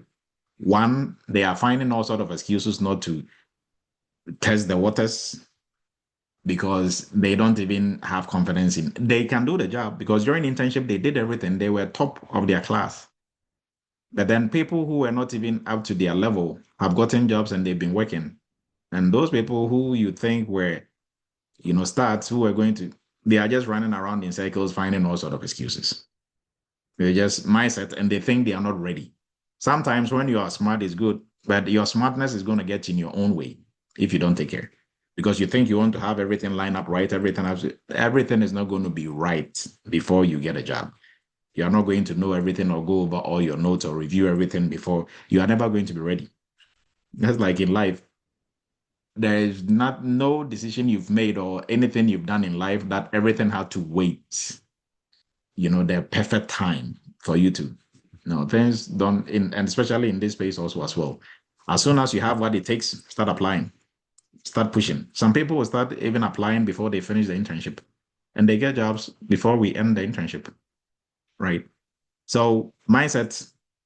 Now, imposter syndrome. Should I lie about this? I don't think I can do it. Well, that if you've not done any projects, yes, all day have imposter syndrome, because if they give you the job, you're going to run away and leave the job. You cannot do it. Right. But if you've done projects, what you are looking at, you can do it. You've done it before. Yes, this was going to, creep in because you are human. It's a new field you are getting yourself into. But really, your skills and your knowledge is always going to trump this imposter syndrome. And when people start asking you questions on the job, how do you do this? How do you, then you'll be looking at them like, oh, and there I was thinking, I didn't belong here. I don't know what I'm doing. This guy has been here for 6 years. He doesn't even know this thing that I take for granted.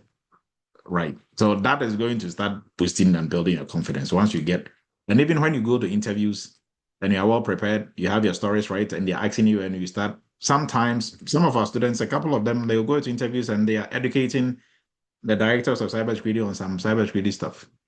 Right. Now, if for that, that is a discussion for another day. You don't have to go all guns blazing. You have to know your audience.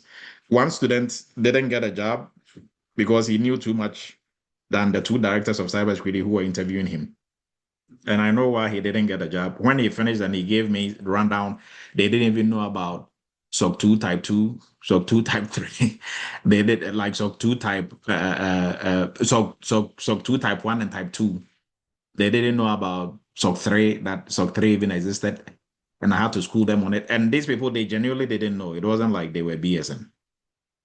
They genuinely didn't know. So you think if I'm the director of cybersecurity, I'm interviewing you for cybersecurity analyst role. You came to the interview and you're schooling me on certain things. I'm going to give you the role. No, I'm going to look for somebody who knows way less than me that I can boss around. For you, I fear you. I'm not going to bring you on for you to eventually come and take my job. No way.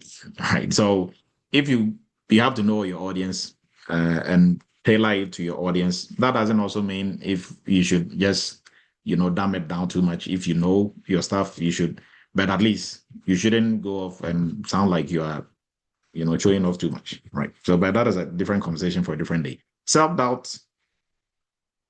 All this is going to come from, it is going to be there, whether you are prepared or not. But if you are prepared, it is eventually going to go away. If you are not prepared, then it's going to hunt you and follow you throughout the whole time if you get a job, right? And this is what is going to give you nightmares and make you a working heart attack.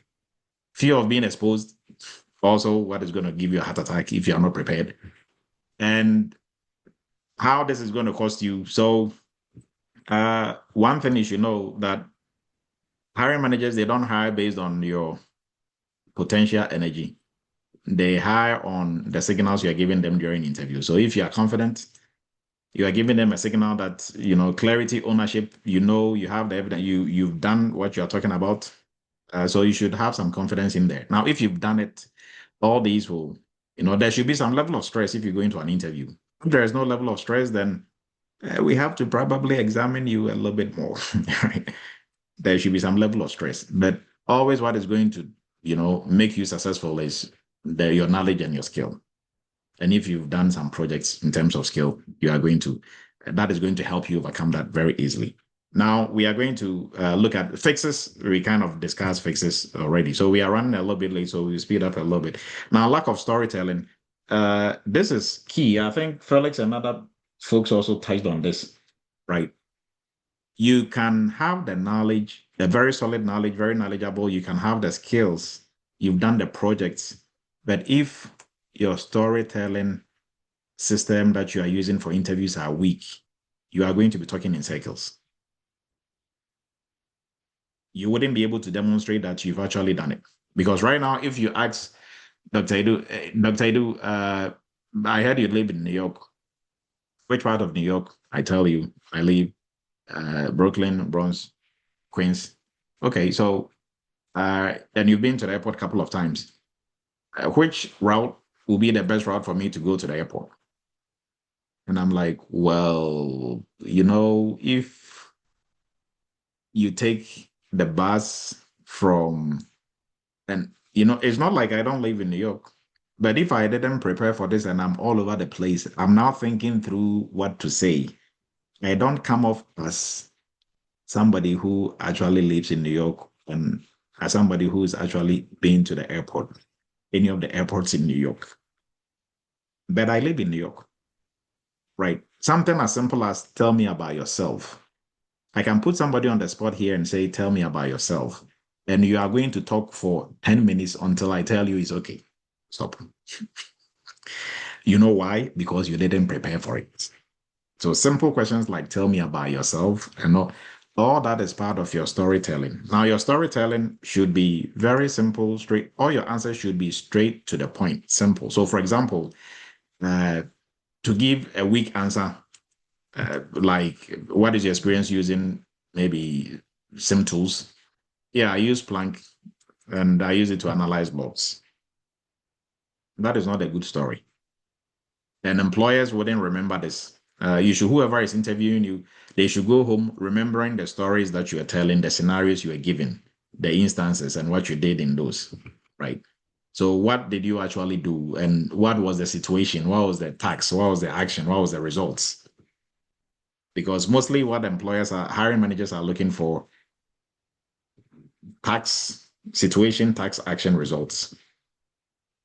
So that is you should have these scenarios or these stories already prepared before the interview.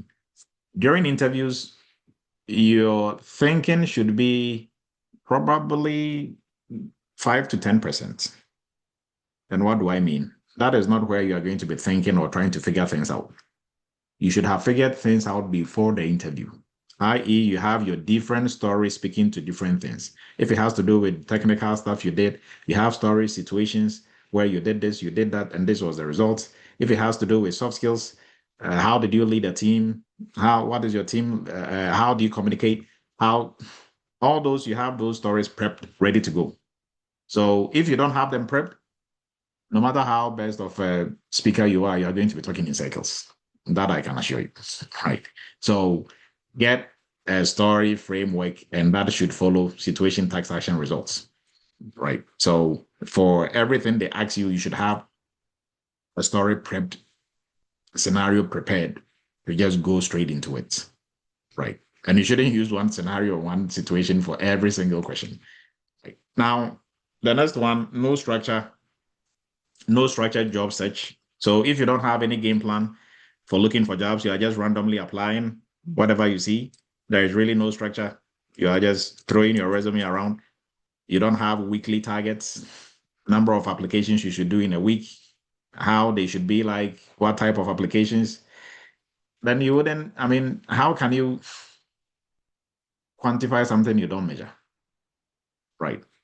If you're a bus driver and you have to take kids from one school to maybe the playground and bring them back. If you didn't count the kids when they first got onto the bus and you just drove them to the playground and you brought them back, how would you know 1 or 2 kids are missing? Same thing here. You are applying, you are not tracking your application. You don't have any weekly targets. So some weeks you're applying to 3 jobs, some weeks you're applying to 5, and then those same people will come around and say the industry is saturated. I've been applying, and you have to really be honest to yourself. You've been applying 3 jobs, really, a week. But if you have a target, I have to apply for 20 jobs a week, 20 jobs a day, then if you are falling behind your target, you will know. If you are getting maybe 3 interviews out of the 20 in the week, okay, so if I increase it to 40, then maybe the interviews are going to move to 6. Now I'm increasing my likelihood of getting employed. Everybody understands that. So if there is no structure, then don't even worry about it, right? So now structure will give you some momentum, and momentum will eventually get you there. Narrowing yourself to one job title. You hear people who want to get into cybersecurity and you ask them, so what do you want to do, or what can you do? Well, I'm looking for a SOC analyst role. Why SOC analyst? Well, that is what I train on, or I just like SOC analyst. So why can't you do other roles like third party, risk analyst? Well, I guess SOC analyst. That means that wherever you did your training, you probably have to go back and either ask for part of your money back or go and train some more on there, right? Because people who should just be focusing on one job title are people who are already in cybersecurity who want to specialize or who are looking to just go into a niche. If you are starting off, just like in any field, if you are starting off, you should be able to do any job. Now you pick a side. In cybersecurity, there are 2 main sides: defensive, offensive. If you are on the defensive side, you should be able to do almost everything in the defensive if you are starting off. Because if you're starting off, you need a good foundation, and then you should work on different projects, right? And just like in any field, if you want to be a nurse, you want to be a doctor, when you go to nursing school, they'll put you in the different departments. You work with the kids, you do female health, you go to different, so that way you have that exposure working in different. Now, as you progress in your nursing career, in your doctor career, then you can choose to specialize. So I'm just going to be I'm just going to work in the emergency department, so you become an emergency nurse. But you can't start off in nursing school and say, I want to, by the time I'm done with nursing school, I'll be an emergency nurse. It's not going to happen. Or that is what you are looking for. So as a nurse, you should be able to apply to, because when they bring you in as a nurse, they can put you anywhere. You should be able to function and work.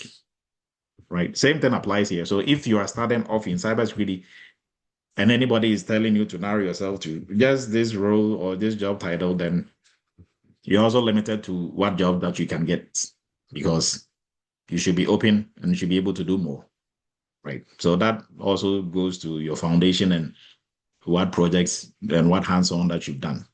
Right? Now we move into okay, so this still goes into that the fix for this. I think we spoke about that. No real world hands-on projects. So if you've never worked on any hands-on any projects, not just using tools, you can use Nexus and Qualys and still not know how to do real projects, right? Just using a tool is good, but that is not enough, because different companies use different tools. So if you go to this company and they are not using the tool you know how to use, how are you going to do your third-party risk assessment? See what I mean? So learn how to do third-party risk assessment itself, understand it, and you'll be able to apply it anywhere, regardless of what tool. So if you don't have this, simple, just look for, you can volunteer, you can get into a program like a GRC internship and others to work on real world projects, right? Now, no proof of projects. So this, you could have done the project, but you have no proof. And this is the sad one. To do the projects and have no proof. We had a student go to an interview. We went to 2 or 3 interviews, and he came back and said his mentor was not helping him well because they are not moving him forward. I'm like, okay, do you have a recording of it? Yes, I do. He brought a recording. We started playing it. I couldn't listen to the recording for less than 3 minutes. I just couldn't. It was too, like I was there the whole time, like, right now, like the lady who did the interview did really well. She did well to even interview you all the way to the end, like for 20, 30 minutes. And this was a student from the entry level, from the internship and workshop. And why am I saying this? It's not because he did the projects, but he couldn't speak about them. The lady asked him, what have you done? What are some of the things you've done in cybersecurity? He said he did policies and worked on different policies and this type of policy. And now he started focusing on just one specific policy, talking about that policy for like 6 minutes. Meanwhile, in the internship and workshop, you do policies, you do risk assessment, third-party risk assessment, incident response, awareness training. Maybe some people you do baselining. So you did all these projects. Now, you could see it was very obvious he couldn't remember the projects he did because he didn't have a structure. He didn't rehearse his lines. He just went into the interview thinking he can talk. And is that, he's somebody who can talk. So he think he can talk his way through stuff. Now he was pulling a blank on there. So he just had to hang on to one policy, talk about that policy for like 7 minutes. And the lady was like, yeah, I bet you did a lot. And then the lady asked, what else did you do? Oh, I did a lot. I did a lot. The lady is like, yeah, I bet you did a lot. I bet you did it. So what did you want the lady to say? Is she going to move you forward? And you are complaining that they are not moving you forward. The things you did, you cannot even talk about it yourself. It doesn't mean you didn't do it. You did it, but there's no proof. So the proof starts with your story. And if you are just talking vaguely about stuff and you don't really have any concrete, things to talk about, then it doesn't really show you did it. Now, proof, you can put it on LinkedIn, GitHub, all those are areas of proof. But the main proof is from you first, what you are going to deliver, right? Then LinkedIn presence, I think we've discussed this already. So we are kind of going to skip from, LinkedIn. So make sure your LinkedIn is on point. All the projects you do, you put on LinkedIn, and don't neglect your soft skills. Cybersecurity depends heavily on communication, most especially on the blue side, GRC, and beyond GRC, on the blue side that people think is very non-technical. Yes, it's non-technical, but there's a lot of soft skills needed. And you should be able to demonstrate and show on your resume, also during your delivery, your stories should integrate soft skills into it, right? For them to see, because for soft skills, the tricky part about it is mostly they are not going to ask you, do you have good communication skills? Or they're not going to ask you, do you have good leadership skills? It's going to be in the stories that you are telling them. So they are inferring and making inferences from the stories you are telling them, right? So mostly my advice to everybody is when you answer one interview question, the person interviewing you should skip 3 or 4 questions down the line. If you have good stories, the story should touch on. So, oh no, you answered that already. You answered. So before they want to ask you, you've answered it in the scenarios and the stories that you are given, right? And that is how you know the interview is going well. You are going to get a job. Not understanding the interview types and the processes that goes into this. So for if you are looking for a cybersecurity job and you don't know the number of interviews you are going to go to and the types of interviews, well, you are going to know when you start going through the process. But do you have to know when you start going through the process? No. You have to know before. That way you are well prepared. So that is why we do sessions like this to help educate everyone on this. So commonly you go through screening with a recruiter or some type of hiring manager who is going to call you first, do some clarification, make sure you're a good fit, you have the motivation, and then you talk to hiring manager, from recruiter to hiring manager. So hiring manager is looking at your thinking processes, how you do stuff, ownership, communication. Then you go into the technical screening. So technical screening is they are looking at your technical cybersecurity skills and knowledge. So purely cybersecurity skills and knowledge. How do you conduct risk assessment? How would you review policies? If you don't have any policy, how do you create new ones for us? How would you? So all this is practical. How would you do this? How did you do this? Right, and that is where you should have your storytelling right. Now the next one is going to be behavioral. That is your soft skills. How do you handle conflict? How would you sell an idea to a leader? Stuff like that, right? So if you don't know these are what you're going to go through, you failed before it even began. So if you know, then you can prepare well. Because if you are going to a technical interview and you think it's a recruiter screening or hiring manager screening, then the joke is on you. Right? If you are going to a behavioral one and you think it's technical, the joke is on you because this is going to throw you off. This is where most people struggle, behavioral interviews. But in Eretmis, we are going to polish you up on this, in a heartbeat. So fixes for this, I think we spoke about this. So have your STAR method of answering questions, everything lined up, ready to go. So in summary, entry-level professionals who want to break into the security space, you need clarity, what roles and type of roles that you're comfortable with, not one role. Proof, projects you've worked on, artifacts, to be able to prove storytelling, your communication, and your outcomes. So what you did, results, and a system in place in terms of how you search for the jobs, interviews, how you prep. It should be structured, right? And on that note, we are about wrapping up. So for folks looking to break into the cybersecurity space, we recommend our cybersecurity entry-level course. And for looking for hands-on, working on projects, our GRC workshop. And then for folks looking to polish up in the cloud, our cloud security professional and our AI governance also starting very soon. And then our PCI DSS for folks looking to specialize in arguably the most lucrative niche in the cybersecurity space. And on that note, we are wrapping up right for tonight. So any questions? I think Lama's hand is up. Lama, please go ahead. Yeah, Dr. Du. My question is about collecting educational credit hours for the Friday lectures. So what exactly do I need to submit? Screenshots. Screenshots that we encourage you to. So you put hashtag Team Live in there and then screenshots. Screenshots of the hashtag? Yes. So if you put hashtag Team Live, you take a screenshot of it, and that is what you're going to submit, especially if you're doing CompTIA and the other ones as well. Oh, okay. Thank you. Yes. Patrice, please go ahead. My question is about when it comes to AI applying it to PCI DSS. How does it work? Do we still? Can we still use the tools that we use, or the AI will replace everything?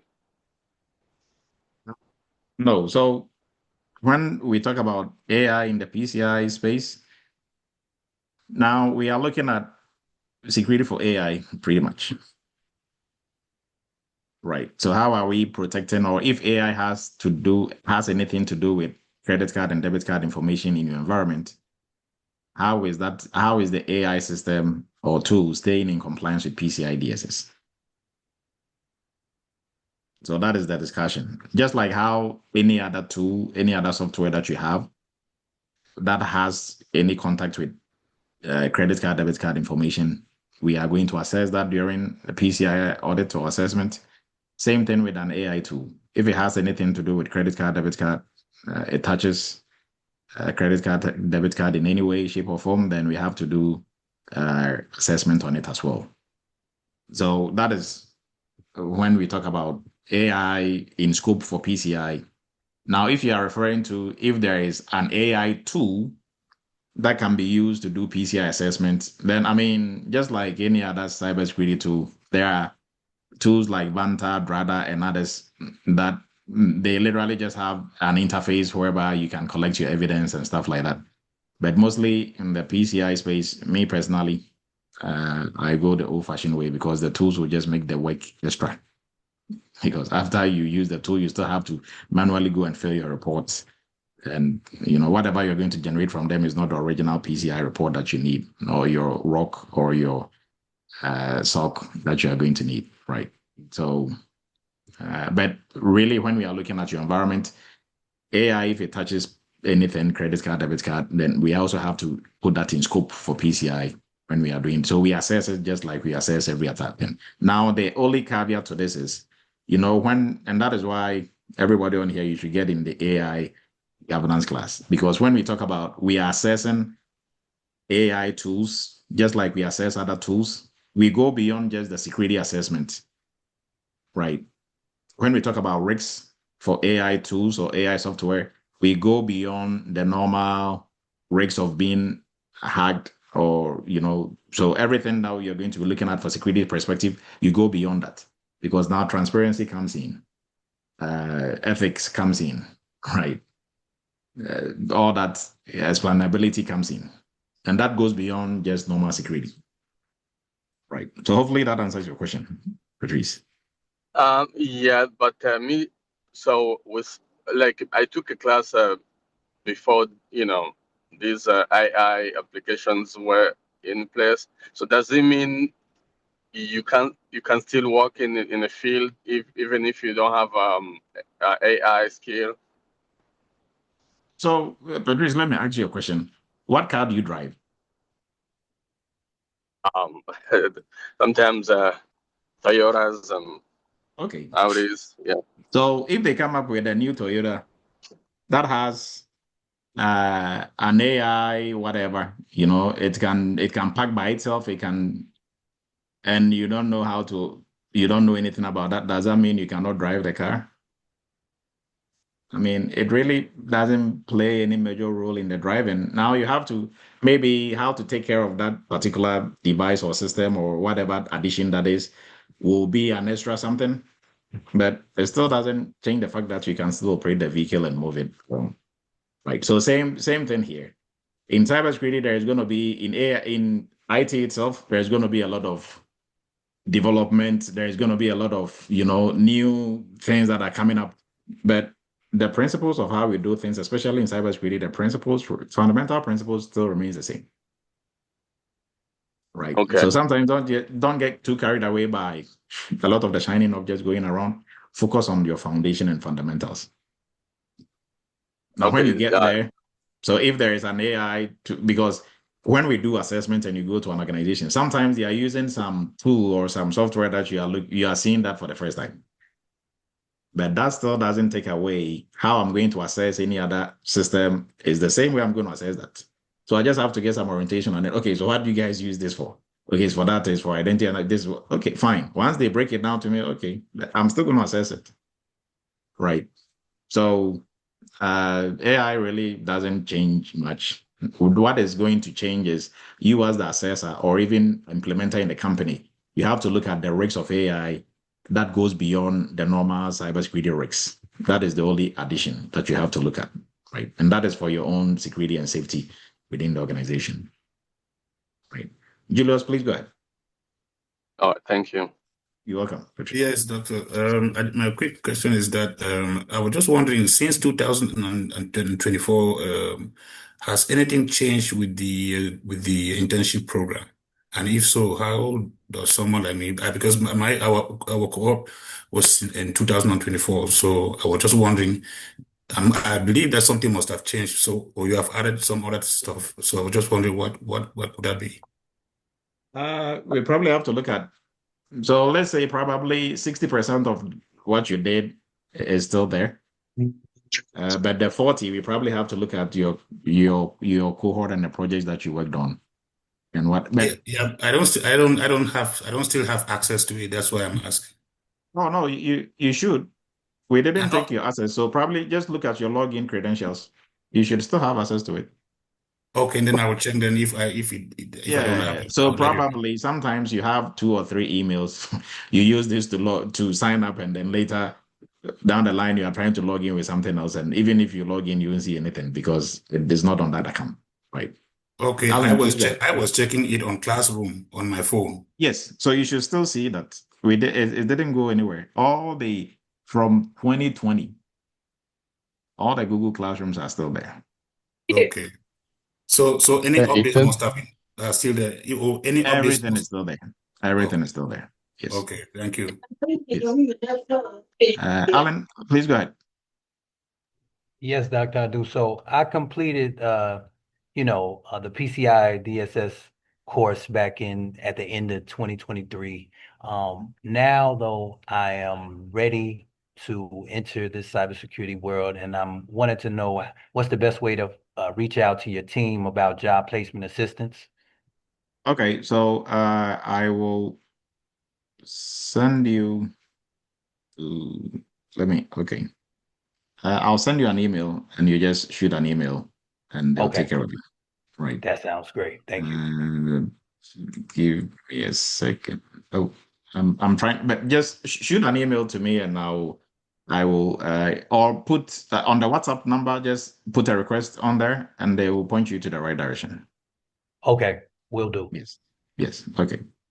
All right, everyone. I think that is all the questions on there, unless there are some in the chat. And if you joined a bit later, you missed the awesome AI agents that our AI challenge participants created. You could call these agents and they will answer questions. So Fifi, we will look at yours. We are running a bit late.